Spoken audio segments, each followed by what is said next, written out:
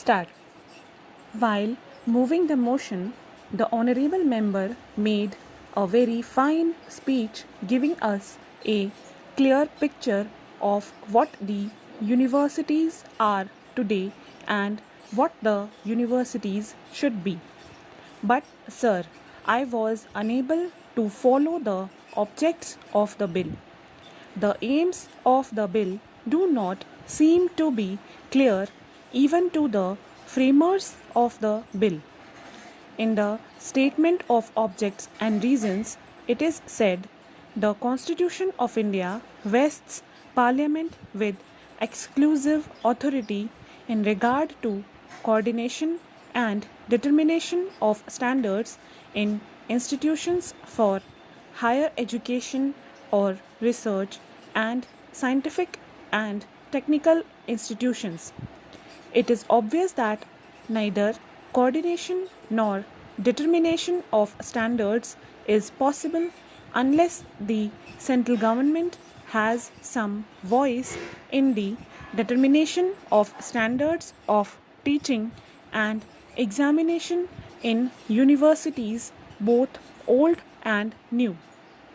If we observe this statement, we can see that it is the intention of the framers of this bill to have control over the universities, at least with regard to coordination of standards of examination. If that is the object with which this motion is brought, then I wish to submit that they should have introduced a bill for controlling the universities. If we go through this bill, my suspicion that the objects are not very clear to the framers of the bill is confirmed, because on the face of it, the title of the bill is University Grants Commission Bill. So, the object that is intended is that a commission should be established and the commission should have control with regard to the utilization of the funds that are given to the universities. It means that the University Grants Commission should control the universities in respect of spending the grants that are made to the universities. But if you look at the provisions of the bill, they go far beyond this.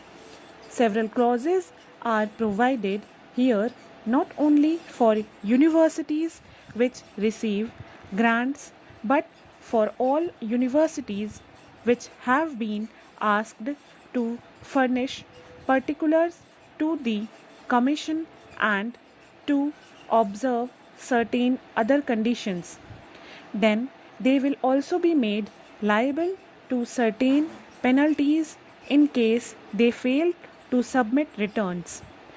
I could have understood if these clauses were made applicable only to universities which receive grants, but it is not so.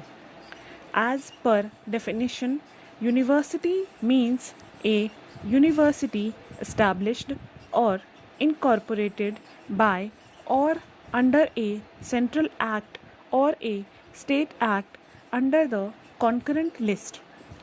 So, I wish to know from the honorable members what exactly is the object of this bill, to have some sort of control over universities, to regulate the universities. Then I am afraid this bill will not do. He must bring forward another bill called the Universities Bill, in which they can have any provision to assume control over universities to any extent.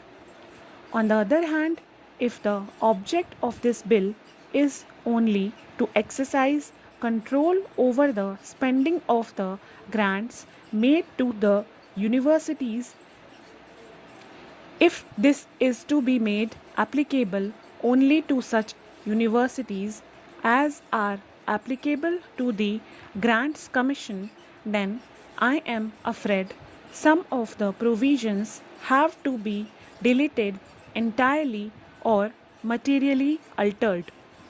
This point I wish is to be made clear. Coming to the composition of the Commission, it has already been observed by some of the honorable members that the number is either small or large. One lady member said that the number is small, while another honorable gentleman said that the number is large. The University Grants Commission provides for a small number, that is 5, and it should be so in order to make this commission effective. Sir, I wish to submit that the number should not be large. We all know by our experience in the working of committees and commissions that a large commission or committee means only procrastination or delay in working. If the commission is large, the quorum will also be large, and members may not come, and therefore meetings will have to be postponed and delayed. In the interest of success of this University Grants Commission, it should be an efficient body. It must be a small body. I think 5 would do, and I wish to direct the attention of the committee to this aspect. The members of this body should be very eminent educationists. With regard to composition, a provision is made for appointment of members from among the vice chancellors of universities, that is provided in subclause A of clause 5. Sir, this is a matter which involves a very great principle. When universities are applicants for grants, would it be advisable to put the vice chancellors of those universities on the commission? We want this University Grants Commission to be an impartial body. We want the members of this commission to be above all influences. Even the Honorable Parliamentary Secretary who moved this motion has admitted that the University Grants Commission should be above politics and above all favoritism. If we have to do it, there should be no subjective element in the composition of the commission.